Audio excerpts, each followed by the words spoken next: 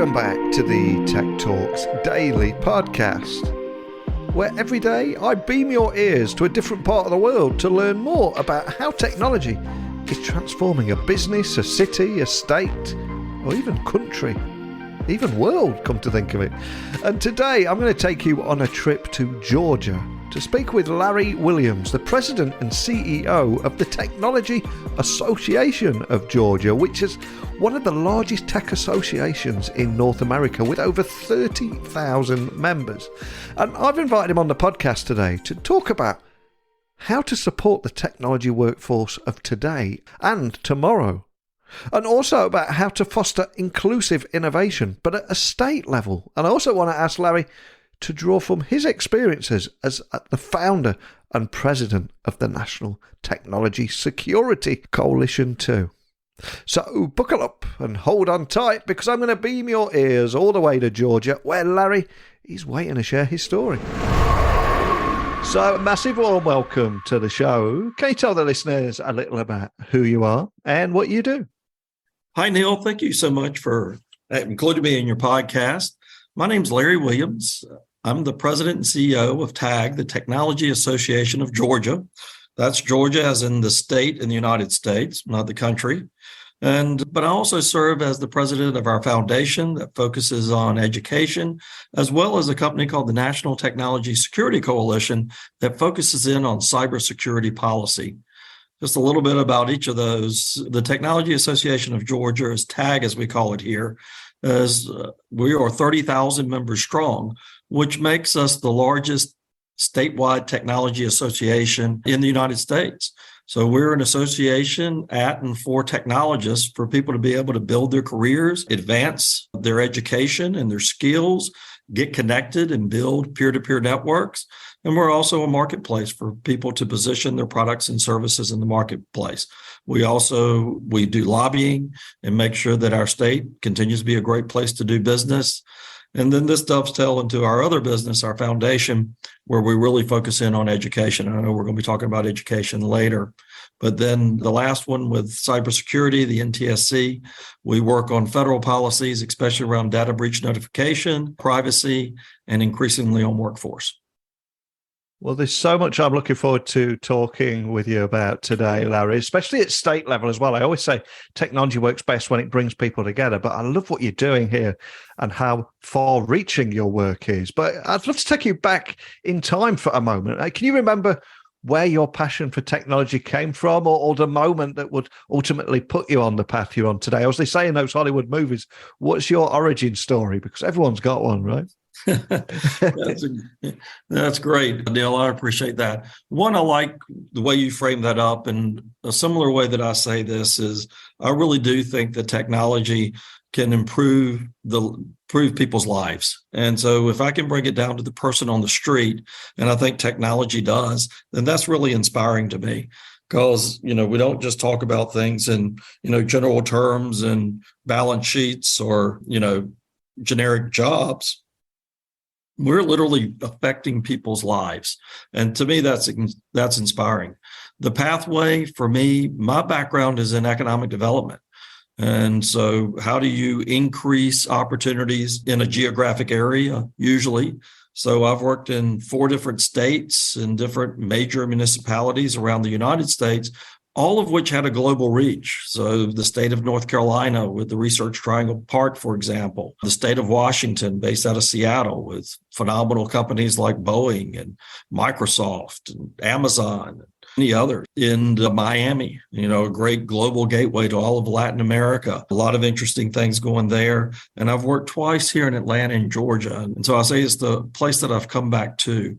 But here's what so a lot of times in economic development, our measures tend to be things like how many square feet of commercial real estate did we help lease, or how many jobs did capital investment create? And those are important things. I mean, it's important indicators for the economy as well as for jobs are important. And I think that it's extremely important. A lot of that work is about recruiting companies to a geographic areas. Hey, come set your business up here. Come and expand your manufacturing here. These are important, but the other component is how do we grow the next generation of innovation and grow it in the geography that we represent? I mean, this is all very good, and it's not one or others. So if I look at Georgia and companies like Coca-Cola, Delta Airlines, Home Depot, those companies all grew up here.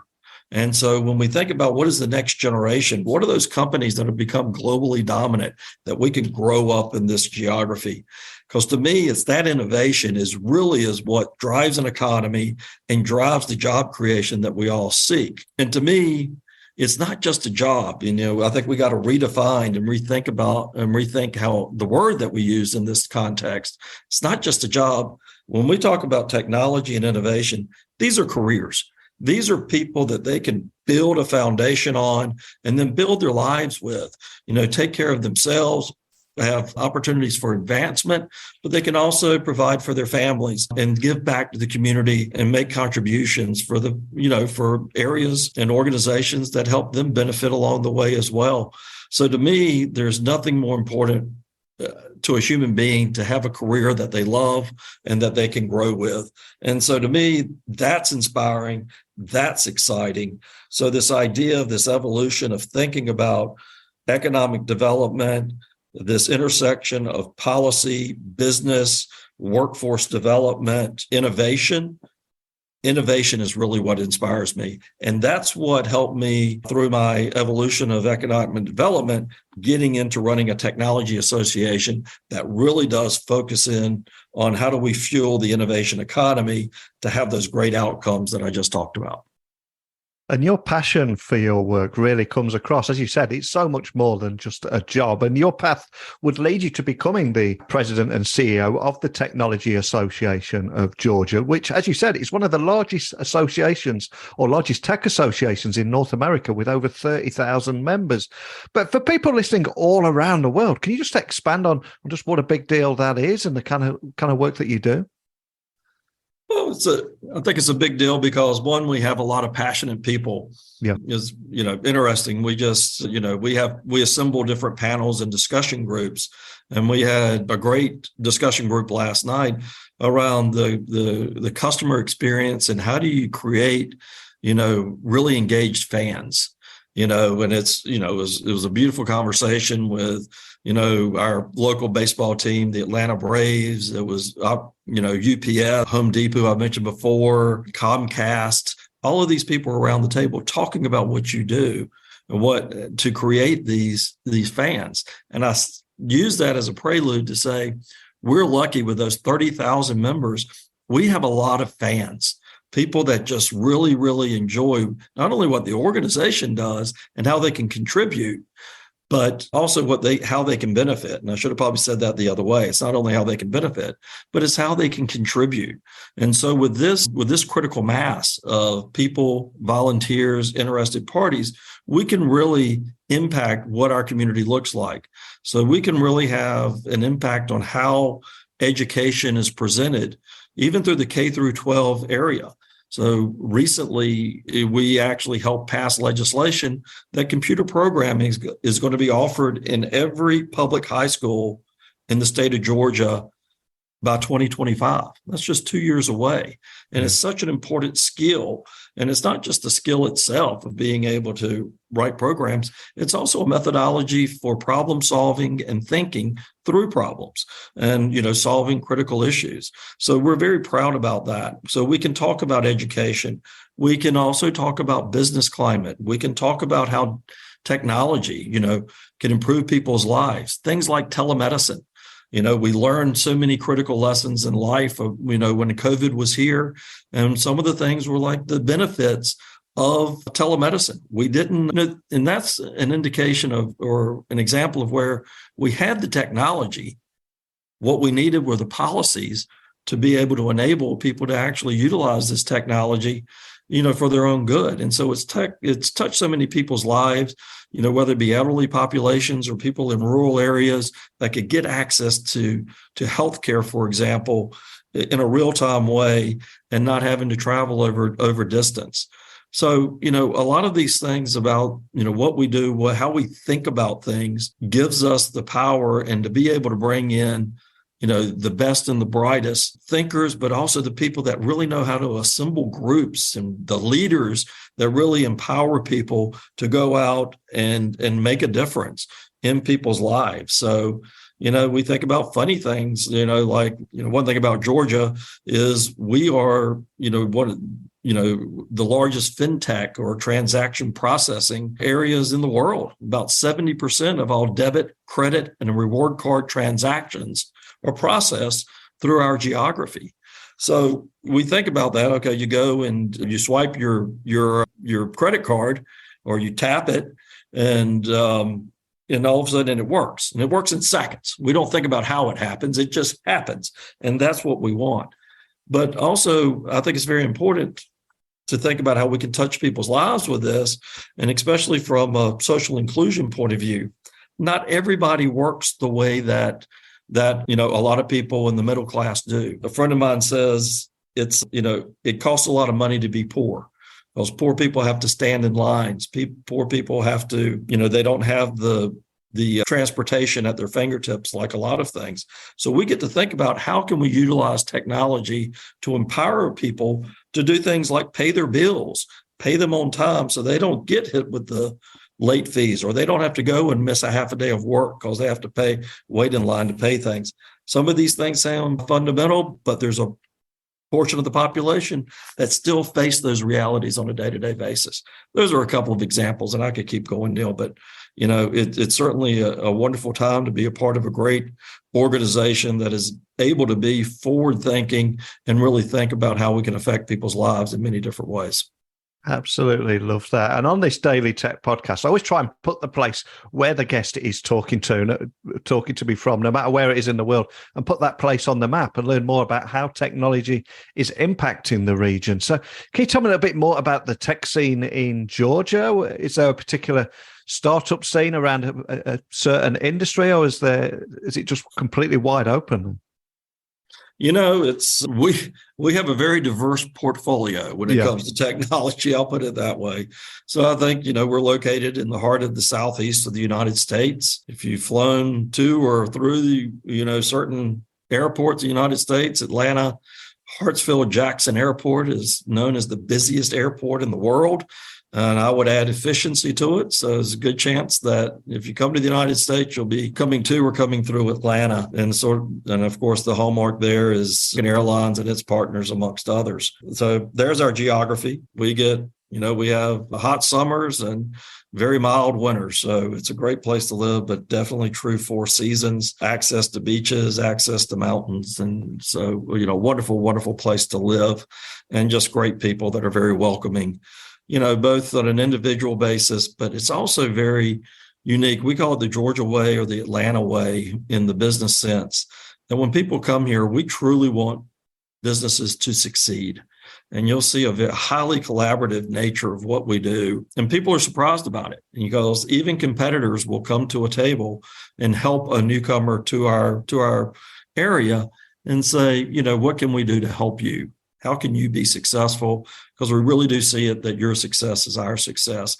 And a lot of people sort of say, yeah, I've heard that before, but they really see it as they get here. And it's kind of funny because, once they get here, they never want to leave. So as far as the tech scene, it's very vibrant, extremely vibrant. So a lot of, technology companies as well as tech, Neil, today and age, every company is a technology company, right? Yeah. So everybody's using technology, at the end of the day to, build their products, improve their services, drive the revenues. It's the backbone of all companies today.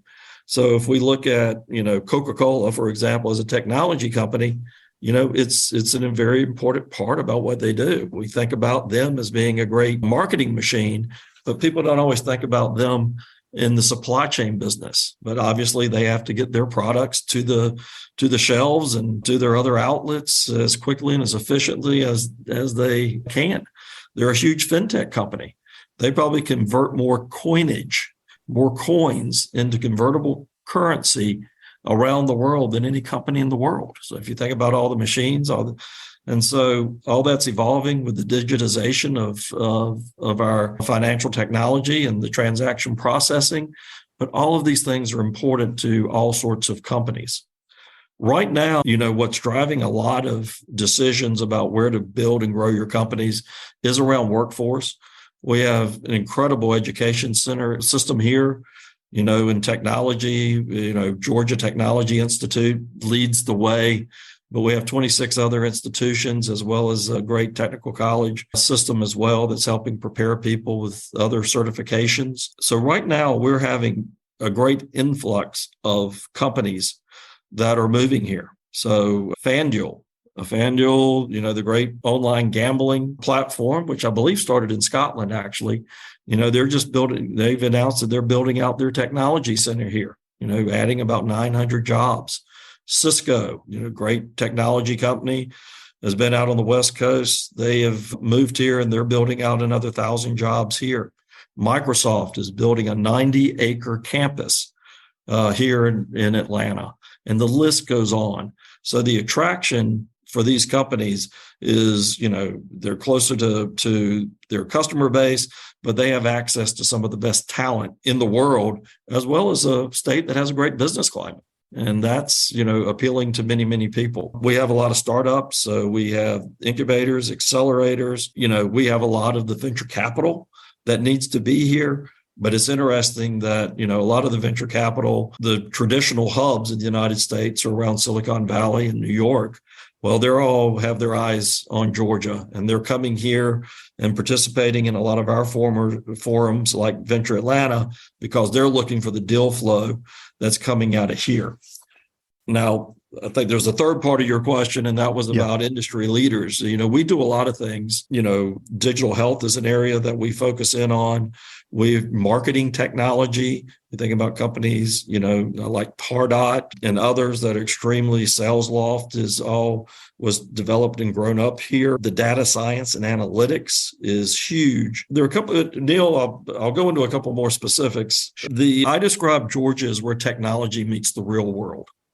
And what I mean by that, Neil, is we don't always create the shiniest new gadget or, the biggest new social media app that everybody's, rallies towards.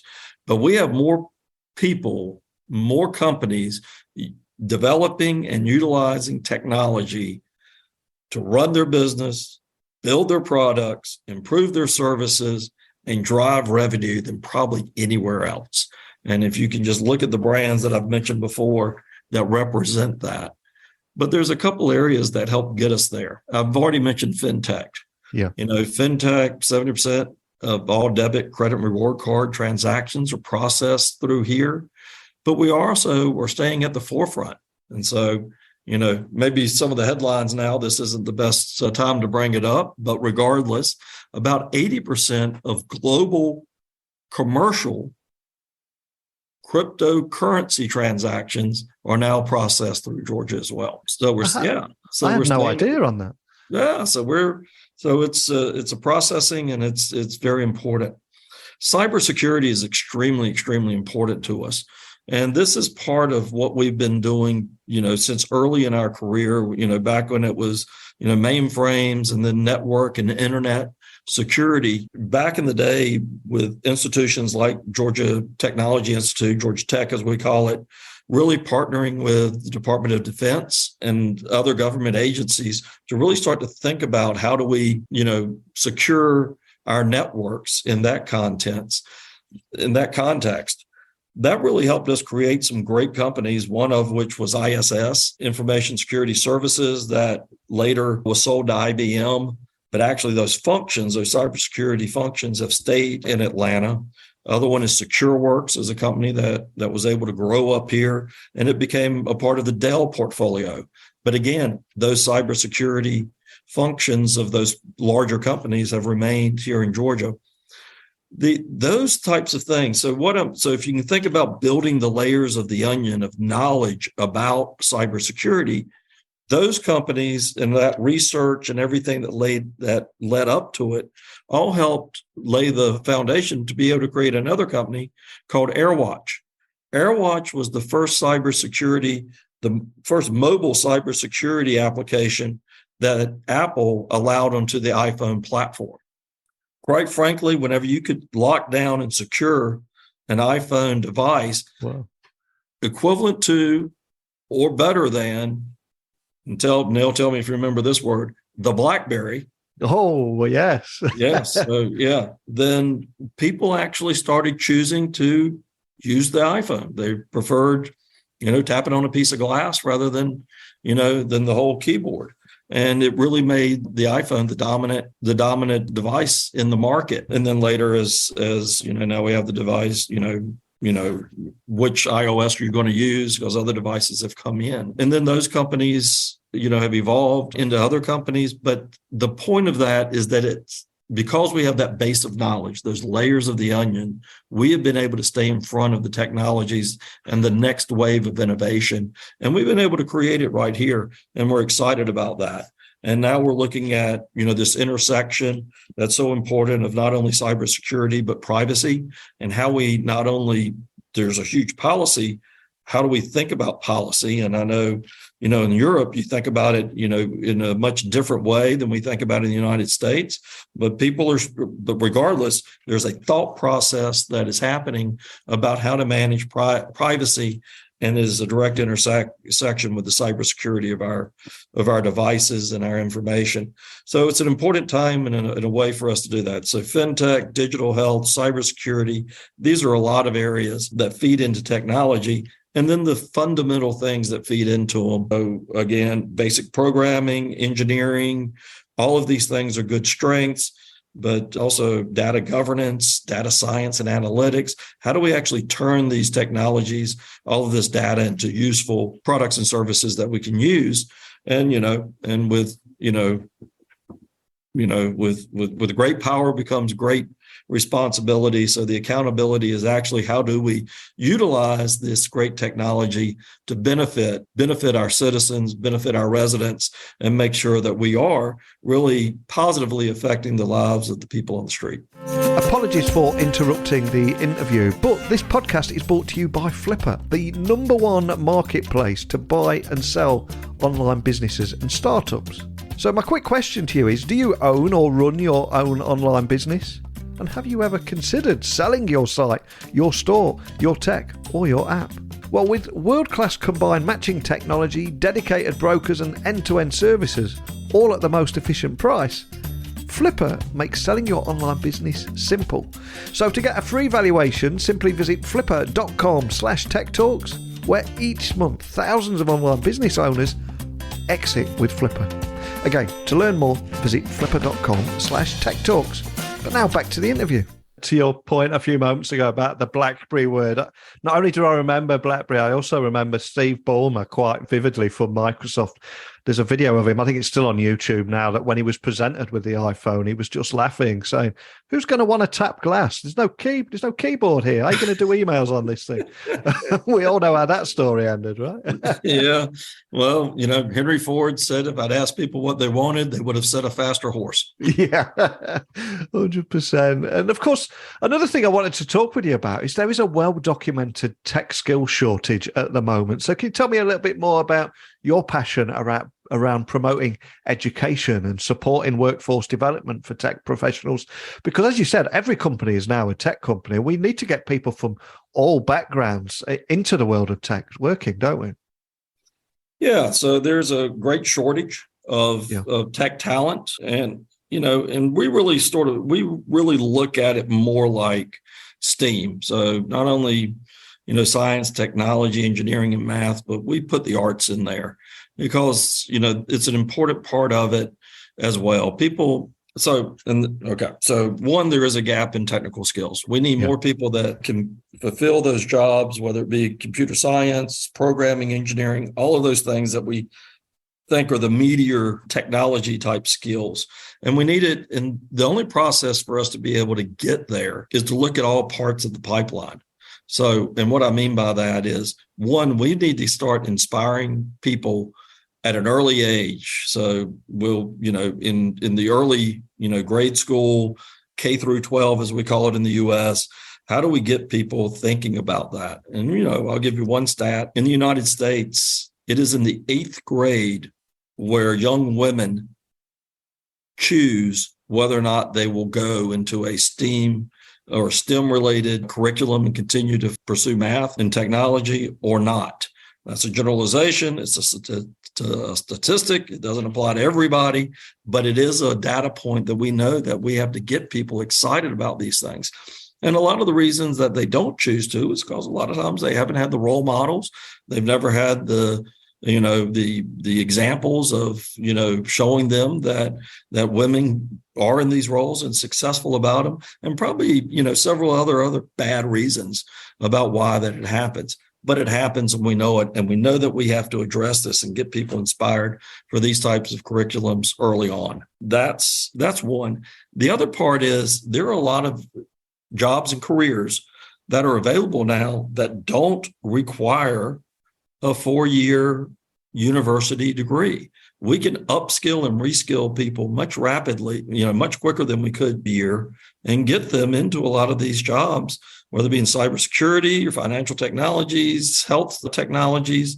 All of these things are available and they have needs. So, and we can do that and ratchet that up. We need to do more of that. The art of apprenticeships is kind of lost in the United States. We're bringing them back. And so that people can actually do that on the job training and get the skills that they need. The third phase is the professional development. So who are the next generation of senior and executive leaders that are going to be leading our companies? If you saw my face, then one thing you'd see is a lot of white hair. So I'm glad I still have hair, but it's white. And it's certainly, I think, around the world that we have a silver tsunami coming with a lot of folks that are going to be retiring soon. And we need to be preparing that next generation of leaders to be able to take those seats. And during this period of digital transformation, or the digital transformation of everything in every industry, where do you begin in supporting the technology workforce of today and tomorrow? Is there a best place to start, or how are you handling this? It's an all hands on deck, right? Yeah. There's, it's where do you start? That's why I really mapped out those 3 areas, because these aren't either or choices. We've got to do it. We've got to do it at the university level. We've got to be able to work with, public and private training areas, people that can help get certifications. We need to make sure that we're connecting those trainings with the hiring, with the people that have the jobs, the people that are doing the hiring in those companies, so that the people come out with the new certifications or the new trainings or the new degrees, and that they're able to get the jobs that they were promised, basically, whenever they started taking on these things. We've got to get our young people inspired, and that's the longest part of the pipeline. But the longer you wait, and that was my point earlier, is the more chances are that you're going to, lose people. So we've got to start early. We got, so it's complex, it's overwhelming sometimes, but we've got to start the journey. So at TAG, for example, we have a program for, how do we develop senior and executives? We call it Pathways to Leadership, but it's really focused on leadership for technology professionals. And so it has some flavors to it. And so we're working, we're doing our part, which quite frankly is, just one spoke in the wheel of a very complex and multidimensional problem. The other is that we work very hard to make sure that, we are running an apprenticeship program. We are putting people through, we're getting people trained up. And so, but the success is, how do we bring together academia, including higher ed, including basic K through 12? How do we bring together the private sector and the public sector and policies to really think through? And even the entrepreneurs are, they're facing this, crisis in workforce as much as anybody, because they can't always pay the biggest salary. So how do you start to develop that interest and that passion for folks at all stages of their career, or where they might be in their journey as a human through life, whether, regardless of what their education background is? No, it's a tough problem. We've got to address it, and we've got to just keep taking, you're taking steps towards a more positive outcome. And that's one of the reasons that put you on my radar and why I was excited to get you on the podcast today, because I completely agree with everything you're saying here. And we need diversity of thought. We need people from all backgrounds to fill these increasing number of tech skills gaps and jobs that are going unfilled as well. And also remove the myth that you need to study for an expensive 4-year degree before you can even enter a career in tech.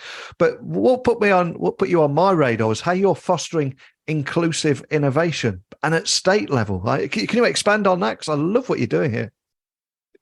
Yeah. So, well, one is making sure that we have all the parties at the table that really do think about what inclusion means, because it can mean a lot of different things. So private sector, public sector, academia, venture capital, the entrepreneurs, all of those create this great ecosystem. And so there's some, interesting ways that you get that diversity of thought that comes from all of those, but also they're all inputs in how do we solve a bigger problem.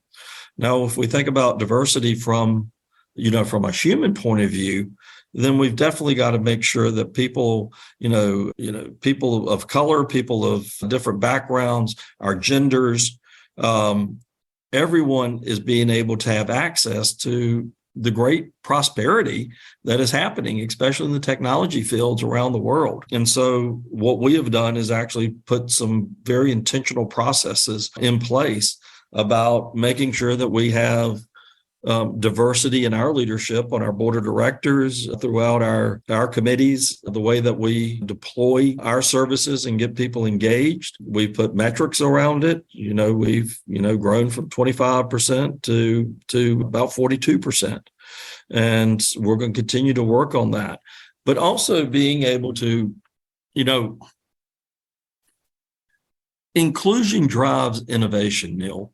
And so if we really want to think about what, creates the next best product and service or the best way to engage employees, it's how do we collect those different views? How do we actually, diversity is the people around the table. Inclusion is how you draw the best thoughts from all of those people and incorporate it. That's what's important, is really thinking about, working on processes and understanding how the different perspectives can add to a process that leads to a better outcome. Again, an outcome is a product, a service, a process. Those are the things that we're looking for. And the secret sauce is how that is done. And that takes leadership. There's people that understand. Some people do it more intuitively than others, but it's also something that can be trained and people can learn. And so we work very hard about making sure that we're conscientious about this. And Neil, and we do it as a forethought, not as an afterthought. So, let's make sure that we're doing this and doing it in a way that's drawing out the best of people and putting the best minds together and giving people opportunities to be included and contribute in ways that we might not have thought in the past. And it's as much an art as it is a skill. And as we look towards the future and life in 2023, what's going to be your big focus for next year? And ultimately, what's your grand vision for the road ahead as well? Because there's so much uncertainty in the world at the moment. It'd be great to end on a positive note.